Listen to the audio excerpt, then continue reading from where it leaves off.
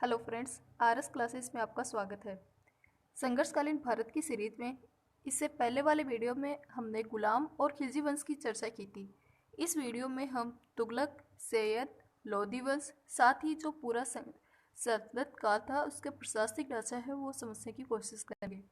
तो आज का हमारा टॉपिक स्टार्ट करते हैं। तुगलक शासनकाल। तुगलक वंश की नींव किसके द्वारा रखी गई थी? गाजी बिलिक, जिसे इतिहास में क्या कहा जाता है?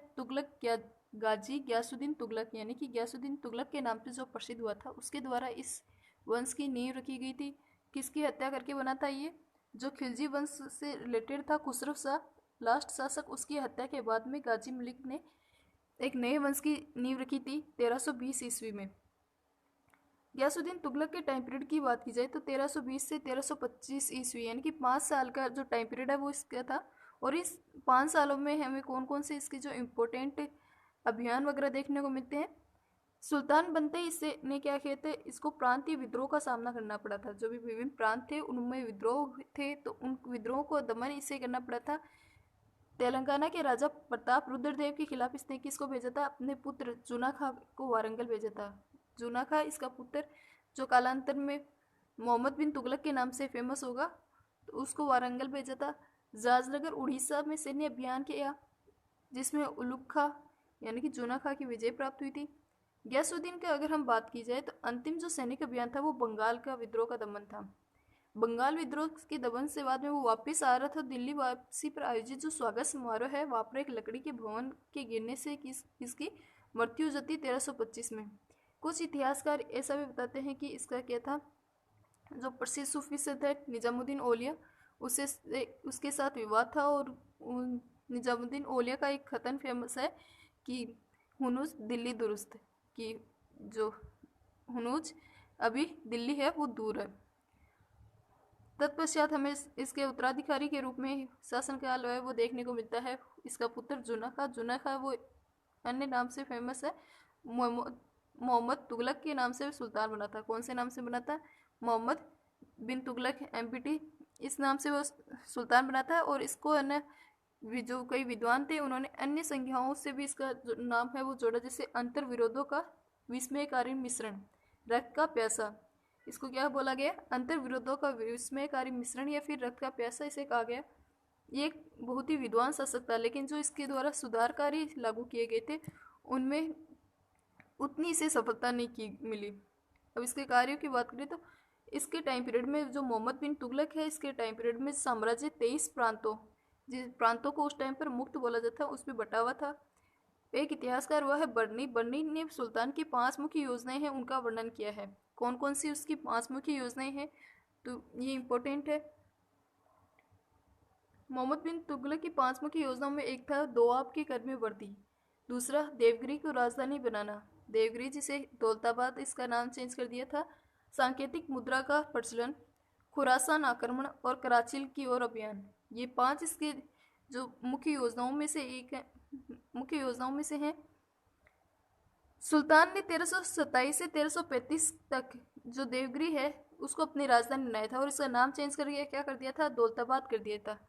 हालांकि कुछ इतिहासकार ये भी कहते हैं कि इसने जो राजधानी चेंज की थी वो कम्प्लीटली नहीं की थी। हमें दिल्ली सल्तनत के भी सिक्के देखने को मिलते हैं। इसके अलावा इसने 1330 ईस्वी में तांबे और कांसे के मिश्रित सांकेतिक सिक्के चलाए। मिश्रित सांकेतिक सिक्के जब इसने जारी किए तो उसका लोगों ने क्या किया कि जाली सिक्के बनाना प्रारंभ कर दिए। लोग उसके जो सांकेतिक मुद्रा है उसका महत्व समझ नहीं सके और उन्होंने जाली सिक्के बनाना है वो प्रारंभ कर दिया। तो ये जो इसकी योजना थी वो भी असफल हो गई। एक यात्री था मोरक्को निवासी इब्न बतूता, जिसने बाद में रेहल्ला नामक जो पुस्तक है उसकी रचना की है। ये 1333 में भारत में आता है और 1342 में चीन का राजदूत बन के ये वापस जाता है, यानी कि भारत का राजदूत बनकर कहाँ जाता है? चाइना जाता है, सॉरी। इब्न बतूता 1333 में जब भारत आया तो इसने एमबीटी के शासनकाल में आया, मोहम्मद बिन तुगलक के शासनकाल में आया, और मोहम्मद बिन तुगलक है उसने इसे दिल्ली का काजी है वो नियुक्त किया था। तो तब 1342 में इसे राजदूत बनाकर कहाँ भेज दिया? चीन भेज दिया। 1351 में मोहम्मद बिन तुगलक है इसकी मृत्यु हो जाती है। इसके बाद में जो शासन आता है वो है फिरोज शाह तुगलक का। फिरोज शाह तुगलक है वो इसका वास्तविक उत्तराधिकारी नहीं होता है, वो इसका क्या होता है? चचेरा भाई होता है। इसलिए वो क्या करता है कि अपने जो भी साम्राज्य में अमीर वगैरह थे उनका समर्थन प्राप्त करने के लिए उनको नियुक्त करता है, उनको काफ़ी स्वतंत्रता देता है। साथ ही हम देखते हैं कि फिरोज तुगलक ने बंगाल के हाजी इलियास के स्वतंत्र हो जाने पर उसके विद्रोह विरुद्ध फिरोज शाह ने 2 बार सैन्य अभियान किया था। जितनी भी सरकारी और सेना की नौकरियां थी उनको इसने क्या कर दिया था, वंशानुगत कर दिया था। योग्यता की जांच करने की प्रणाली उसको त्याग दिया था, और यानी कि अमीर वर्ग को खुश करने की इसके द्वारा क्या की गई थी, कोशिश की गई थी। और उन्हीं कोशिशों में इसके द्वारा क्या किया गया कि सरकारी और जितनी भी सेना की नौकरियां हैं उनको वंशानुगत कर दिया। उनमें जो भी जांच की प्रणाली थी उसको इसने त्याग दिया। अपने पुत्र फिरोज शाह तुगलक का पुत्र था फतेह खां के साथ है ना उसको उत्तराधिकारी नियुक्त किया, और अपने जब सिक्के ढलवाता था तो सिक्कों पर फतेह खां का भी नाम है वो अंकित करवाने लगे। फिरोज का वो एक कुशल सेनानायक तो नहीं कह सकते, लेकिन इसने स्थापत्य कला और अन्य जो कार्य है उनमें बहुत अधिक महत्वपूर्ण योगदान दिया है। उसके योगदान की बात की जाए तो फिरोज ने भवन निर्माण की कला को अत्यधिक महत्व दिया। हिसार, फिरोजाबाद, जौनपुर आदि नगर इसके द्वारा बसाए गए। टोपरा और मेरठ से ये क्या लेके आया था, अशोक के जो स्तंभ है वो दिल्ली लेकर आता है, परंतु कोई भी विद्वान है उन्हें पढ़ नहीं सकता। फिरोज की सबसे बड़ी उपलब्धि ये थी कि उसने हांसी और सिरसा के क्षेत्र में पानी की कमी को दूर करने के लिए क्या किया था, नहरों की खुदवाई की थी। यानी नहर प्रणाली है वो इसके द्वारा स्टार्ट की गई। एक नहर है वो इसकी 2 प्रमुख नहरें हैं वो फेमस है। उनमें से एक नहर तो कौन सी थी, सतलज जो सॉरी सतलज नदी से दीपालपुर के मध्य की, और दूसरी है वो है यमुना से सिरमौर के मध्य की। इसने अकाल से निपटने के लिए भी ठोस नीतियां हैं वो अपनाई थी। उपज में वृद्धि की। फिरोज तुगलक है वो भी कट्टरवादी इस्लामिक अमीरों के हाथों में रहा। जो इस कट्टरवादी अमीर थे उनके हाथों में रहा। उसकी जो माँ थी वो हिंदू थी, लेकिन इसने क्या किया था कि ब्राह्मण है उन पर जजिया कर है वो लगाया था। बल्कि मुस्लिम विचारधारा जैसे कि सिया समर्थक जो थे उनको क्या दिया था, मृत्युदंड भी दिया था। जो सुन्नी थे, सुन्नी वर्ग से रिलेटेड करता था, संबंधित इसका था सुन्नी वर्ग से। और जो अन्य साम्राज्य में सिया समर्थक रहते थे उनको मृत्युदंड देने का भी इसने कार्य किया था। तो इससे क्या पता चलता है कि इस पर कट्टरवादी इस्लामिक जो अमीर थे उनका प्रभाव अधिक था। गैर इस्लामी सजाएं हैं वो इसके द्वारा समाप्त कर दी गई। इसके टाइम पीरियड में जो गैर शरीयत कर है यानी 24 कर थे उनको हटाकर ओनली 4 टैक्स ही रखे गए। कौन कौन से 4 टैक्स थे, खराज, जक़ात, जजिया और खम्स है, वो 4 टैक्स रखे गए। इसको दास रखने का अत्यधिक शौक था, इसलिए इसने क्या किया, दासों की संख्या में इसके टाइम पीरियड में दासों की संख्या में असाधारण वृद्धि होती है। इसके टाइम पीरियड में इसके साम्राज्य में दास कितने थे, 1,80,000। इन दासों के लिए इसने एक अलग से विभाग की स्थापना की थी और उस विभाग का नाम था दीवाने बंदगान। फिरोज ने दिल्ली में खरबूजों और अंगूर की खेती है उसको भी प्रोत्साहित दिया था। अनेक बाग है वो इसके द्वारा लगवाए गए थे। 1388 में हम देखते हैं कि फिरोज शाह तुगलक है उसकी क्या हो जाती है, मृत्यु हो जाती है। और तुगलक वंश का अंतिम शासक है वो देखने को मिलता है नासिरुद्दीन मोहम्मद। वो तुगलक वंश का क्या था, अंतिम शासक है वो है। और इसी समय 1398 में तुर्क आक्रांता जो था तैमूरलंग, उसने भारत पर अटैक किया था और भारत में क्या की थी, लूटपाट है वो की थी। तो तैमूरलंग का अटैक है वो भारत पर कब हुआ था, 1398 में हुआ था। 1388 में फिरोज शाह तुगलक की मृत्यु हो जाती है। और जो लास्ट का जो अंतिम तुगलक वंश का शासक था वो देखने को मिलता है नासिरुद्दीन मोहम्मद। इसके बाद में एक नया वंश आता है वो आता है सैयद वंश। सैयद वंश है वो तैमूर के दिल्ली को जीतकर खिजर का है उसको अपना तैमूर है। हमने बात की थी 1398 में तैमूर लंग है उसने अटैक किया था भारत में, और तैमूर ने दिल्ली को जीता और खिजर का है उसको अपना क्या किया था, उत्तराधिकारी नियुक्त किया था। खिजर खां को उत्तराधिकारी नियुक्त करने से क्या हुआ कि खिजर खान ने एक नए वंश की स्थापना की और उस वंश का नाम था सैयद वंश। सैयद वंश ये काफ़ी लंबा नहीं चला, इसका टाइम पीरियड काफ़ी कम है। सैयद वंश में खिजर खां के टाइम पीरियड की बात की जाए तो ये है 1414 से 1421 का टाइम पीरियड देखने को मिलता है। और खिजर खां की अन्य बात विशेषता थी कि इसने कभी भी कोई भी शाह की उपाधि है वो इसके द्वारा धारण नहीं की गई, नहीं इसके द्वारा कोई भी सिक्के हैं वो चलाए गए। इसके बाद में जो शासक था वो आता है मुबारक शाह। मुबारक शाह ने 1421 से 1434 ईस्वी तक शासन किया और इसने उपाधि भी धारण की। कौन सी उपाधि धारण की, सर्वशाह की उपाधि धारण की। इसके बाद में नेक्स्ट शासक वंश देखने को मिलता है वो है लोधी वंश। लोधी वंश है। लोधी वंश से अंतिम जो सैयद शासक था आलम शाह, उसके स्वेच्छापूर्वक दिल्ली का शासन त्याग दिया था और शासन पर लोधी वंश की नींव किसके द्वारा रखी गई? बहलोल लोधी है, उसके द्वारा 1451 ईस्वी में दिल्ली पर अधिकार कर एक नए वंश की नींव रखी गई, वो था लोधी वंश। अंतिम सैयद शासक कौन सा था? आलम शाह। और लोधी वंश की स्थापना है या फिर इसकी नींव किसके द्वारा रखी जाती है? 1451 ईस्वी में बहलोल लोधी के द्वारा इस वंश की नींव रखी जाती है।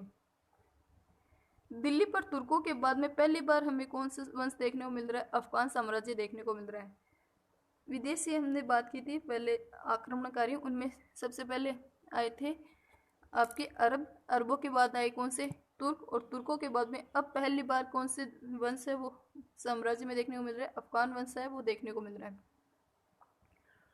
जो बहलोल लोधी है उसने जौनपुर में मोहम्मद शाह सरकी के दिल्ली पर अधिकार करने के प्रयास को असफल कर दिया। 38 वर्ष तक शासन करने के बाद में 1489 में इसकी क्या हो जाती है? मृत्यु हो जाती है। और इसके बाद में इसका पुत्र है निजाम शाह, जो सिकंदर शाह की उपाधि धारण कर सुल्तान बनता है। तिरहुत, बिहार, बंगाल तक उसने अपने साम्राज्य का क्या किया था? विस्तार किया था। और इसका न्याय प्रबंध एवं राजस्व सुधार है वो फेमस है। भूमि की नाप, यानी सिकंदर शाह ने एक भूमि की नाप है वो नियत की थी। भूमि की नाप और उसके आधार पर भूमि का वो नियत कर दिया था। एक गज चलाया था जो कितने इंच का होता था? 30 इंच का होता था। और इसे क्या कहा गया? सिकंदरी गंज के नाम से जो इतिहास में फेमस हुआ। इटावा, बयाना, कोल, ग्वालियर, धौलपुर के शासकों को अधीन करने के अभिप्राय से उसने 1506 में आगरा नगर की निर्माण करवाया। तो आगरा नगर का निर्माण है वो किसके द्वारा करवाया गया? सिकंदर शाह के द्वारा या फिर निजाम शाह जिसे कहा जाता है उसके द्वारा करवाया गया। 1506 ईस्वी में करवाया गया। इसका उपनाम हमें देखने को मिलता है वो है गुलरू खां। गुलरू खां या फिर ये इस नाम से क्या करता था? कविताएं लिखने का कार्य है वो करता था। 1517 है वो में इसकी मृत्यु के बाद में शासक कौन बनता है? इसका पुत्र इब्राहिम लोदी। इब्राहिम लोदी वो एक महत्वपूर्ण शासक हमें देखने को मिलता है, आगरा की गद्दी पर बैठता है। 1517 से 18 के मध्य वो क्या करता है? इब्राहिम लोदी और राणा सागा के मध्य जो एक संघर्ष है वो देखने को मिलता है, जिसमें लोदियों की क्या होती है? हार होती है। 1526 में पानीपत का फर्स्ट युद्ध होता है। पानीपत के मैदान में सिकंदर से बाबर है, सिकंदर है वो बाबर से युद्ध हार जाता है। इतिहास में यह युद्ध है वो पानीपत के प्रथम के नाम से फेमस हुआ है। और यह युद्ध है, इसका परिणाम क्या रहा था कि भारत में कौन से वंश की स्थापना हो जाती है? मुगल वंश है इसकी स्थापना हो जाती है। नेक्स्ट जो हमारी हेडिंग है वो है सल्तनतकालीन प्रशासनिक व्यवस्था। सल्तनतकालीन प्रशासनिक व्यवस्था की बात की जाए तो सबसे ऊपर होता है वो होता है सुल्तान। सुल्तान के बाद में देखने को मिलता है अमीर वर्ग। तो सुल्तान है वो क्या है? सुल्तान की उपाधि है वो तुर्की शासकों द्वारा प्रारंभ की गई थी। कौन से शासक? तुर्की शासक है उनके द्वारा प्रारंभ की गई थी। मोहम्मद गजनवी है वो हमें ऐसे सुल्तान की उपाधि धारण करने वाला भारत में क्या सा पहला शासक देखने को मिलता है। राज्य की संपूर्ण शक्ति है वो किसके हाथ में होती थी? सुल्तान के हाथ में होती थी। और वह पूर्णतया प्रधान न्यायाधीश होता था। राजनीतिक और महजब दोनों क्षेत्रों का क्या होता था? अधिपति होता था। सुल्तानों से यह अपेक्षा की जाती थी कि वह किससे उलेमा वर्ग है उसकी राय माने, यानी कि अमीर वर्ग है उनकी सलाह पर कार्य करे। नेक्स्ट हमें देखने को मिलता है वो है अमीर वर्ग। सुल्तान की शक्ति पर अमीर वर्ग का प्रभाव रहा। अमीरों के दो वर्ग थे, एक तो थे तुर्क अमीर, दूसरे थे गैर तुर्क अमीर। इल्तुतमिश के काल में 40 अमीरों का एक क्या समूह वो क्या कहलाता था? चहलगानी कहलाता, यानी 40 दल का गठन किया गया कौन सी? इल्तुतमिश के टाइम पीरियड में। और उसी को क्या कहा जाता है? चहलगानी भी कहा जाता है। हम देखते हैं कि बलबन था वो इसी चहलगानी का क्या था? एक सदस्य था। और बलबन ने इसके जो 40 दल है इसको नष्ट किया था। शासन की योग्यता एवं अयोग्यता के अनुसार अमीरों को दरबार में प्रभाव है वो कम ज़्यादा होता रहता था, यानी कि उनकी योग्यता के आधार पर उनका प्रभाव है वो कम ज़्यादा होता रहता था।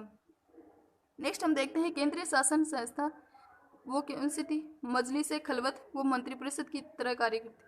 अब कुछ संस्थाओं की बात कीजिए तो फर्स्ट हमें संस्था देखने को मिलती है मजलिस खलवत। ये किसकी तरह कार्य करती थी? मंत्रिपरिषद की तरह कार्य करती थी। और इसके 4 जो स्तंभ है वो कौन से थे? वजीर, आरिज मुमालिक, दीवाने इंसा और दीवाने रिसालत। अब हम कुछ मेन कार्यालय देखेंगे। जैसे वजीर का कार्यालय कौन सा होता है? वजीर का कार्यालय होता था दीवाने रियासत, जिसे क्या कहा जाता था, वित्त विभाग भी कहा जाता था। वित्त फाइनेंस जो डिपार्टमेंट है उसकी तरह कार्य करता था दीवाने रियासत। इसके बाद में जो नेक्स्ट है इम्पोर्टेंट वो है मुस्तौफी। मुस्तौफी वो क्या था, महालेखा परीक्षक होता था। खजीन वो क्या होता था, खजांची। मजम आधार वो कौन सा होता था, हिसाब संग्रह करता। इस विभाग के क्या थे, प्रमुख कर्मचारी होते थे। हम देखते हैं कि कुछ शासक हैं उनके द्वारा कुछ विशेष विभाग की स्थापना की गई, जैसे जलालुद्दीन खिलजी। जलालुद्दीन खिलजी के द्वारा दीवाने वकूफ की स्थापना की गई। अलाउद्दीन खिलजी द्वारा दीवाने मुस्तकराज इस विभाग की स्थापना की गई। ये वित्त विभाग के अंतर्गत ही आते थे। मोहम्मद बिन तुगलक की बात की जाए तो इसने एक कृषि जो भूमि है, लैंड होती थी, उसको भूमि को कृषि योग्य बनाने के लिए एक नए विभाग की स्थापना की थी, दीवाने अमीर को ही। ये काफ़ी बार एग्जाम में क्वेश्चन भी पूछा गया, दीवाने अमीर को ही है वो किसके द्वारा, इस विभाग की स्थापना किसके द्वारा की गई और ये किससे रिलेटेड था, तो भूमि को कृषि योग्य बनाने से रिलेटेड था और मोहम्मद बिन तुगलक है उसके द्वारा इसकी स्थापना की गई थी। नेक्स्ट हम देखते हैं दीवाने इंसा। ये किससे संबंधित टर्म है, दीवाने इंसा है वो होती थी शाही पत्र व्यवहार का दायित्व देखता था। दीवाने रियासत है वो क्या होता था, विदेशी मंत्री की तरह होता था। सदर उस सुदूर है वो क्या होता था, धर्म विभाग का प्रमुख होता था। इसका कोष है वो अलग होता था जिसमें जकात से प्राप्त धन एकत्रित होता था। किसमें, सुदूर उस सदर उस सुदूर में किससे जकात से प्राप्त धन है वो एकत्रित होता था। फिर हम देखते हैं नेक्स्ट काजी उल कुजात। काजी उल कुजात है वो न्याय विभाग से रिलेटेड होता था। बरीद ए मुमालिक है वो किससे, सूचना से रिलेटेड थे। दरबार एवं राजमहल के लिए 6 कर्मचारी होते थे। उन 6 कर्मचारियों में कौन कौन से, वकीर दर, बारबक, अमीर हाजिब, अमीर शिकार, अमीर मजलिस और सरे जहादार देखने को मिलते हैं। सल्तनत जो काल था उसमें सैन्य धर्म सापेक्ष राजतंत्र कहा जा सकता है, यानी सैन्य धर्म सापेक्ष उसको राजतंत्र को कहा जा सकता है। युद्ध के समय जो भी लूट होती थी उस लूट के सामान को क्या कहा जाता था, खम्स कहा जाता। तो ये बहुत ही इंपॉर्टेंट है, खम्स किसे कहते थे, लूट के सामान है उसी को खम्स कहा जाता था। प्रांतीय शासन केंद्रीय शासन का प्रतिरूप था।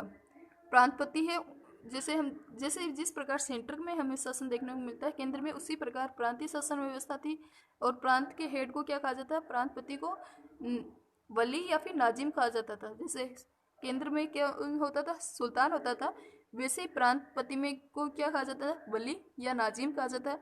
प्रांतपति इसकी नियुक्ति किसके द्वारा की जाती है, इसकी नियुक्ति है वो सुल्तान के द्वारा ही की जाती थी।